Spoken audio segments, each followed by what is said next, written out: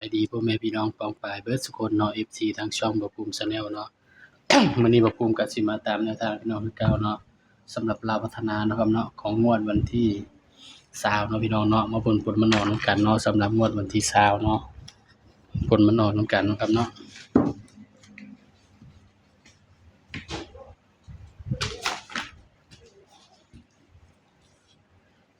สำหรับผลมันออกเนาะพี่น้องเนาะ798ข้างล่างออก47ปัดว่าพี่น้องให้หากระโปกเนาะบ่เข้าเนาะพี่น้องเนาะสำหรับเด่นเฮานี่บ่เข้าเด้อพี่น้องหลุดเนาะครับเนาะนี่หลุดเนาะพี่น้องเนาะสำหรับตัวเลขก็คือว่าหลุดเนาะมื้อนี้มันออกเนาะ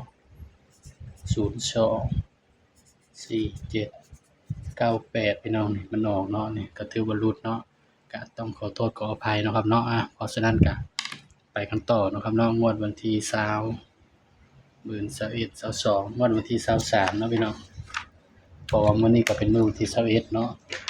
งวดวันที่23มีนาเด้อพี่น้องเด้อสำหรับลาวพัฒนาเนาะ23มีนา69เนาะพี่น้องเนาะสำหรับแนวทางเฮาหวยลาวพัฒนาเด้อครับเด้อ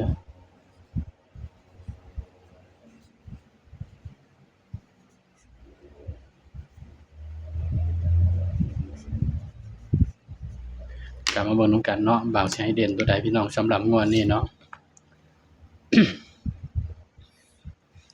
แตก3ตัวพี่น้องเมื่อคืนนี่เนาะสำหรับแต่ว่าบ่ได้มาลงคลิปเนาะ สำหรับเด่นเด้อพี่น้องงวดวันที่23เนาะสำหรับตัวเด่นเนาะให้เด่นไปที่1ให้เด่น1กับ2เด้อพี่น้องเด้อในสำหรับลาวพัฒนาเนาะให้เด่น1กับ2พี่น้องบ่าวก็สิเอามาจับใส่กับชุดที่มันออกมื้อนี้เนาะพี่น้องสำหรับเด่น1กับ2เนาะพี่น้องเนาะก็มาจับคู่นำกันพี่น้อง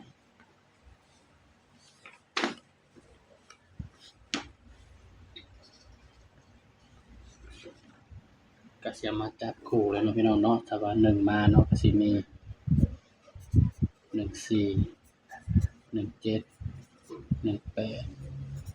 18 19ถ้า2มาเนาะ24 27 28 29นี่เด้อพี่น้องกันไว้2คู่เนาะครับเนาะ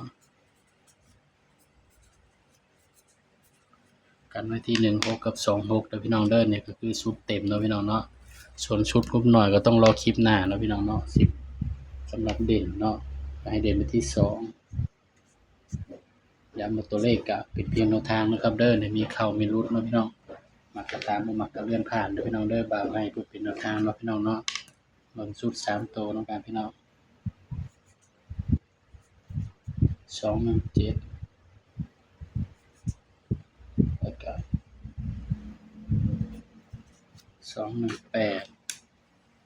218นี่คือชุด3ตัวเนาะครับเนาะ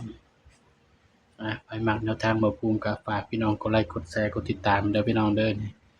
สำหรับคลิปนี้เนาะก็ฝากไว้เพียงส่ำนี้เนาะอย่าลืมกดไลค์กดแชร์ด้วยครับเด้อขอให้ปังๆครับผมสวัสดีครับ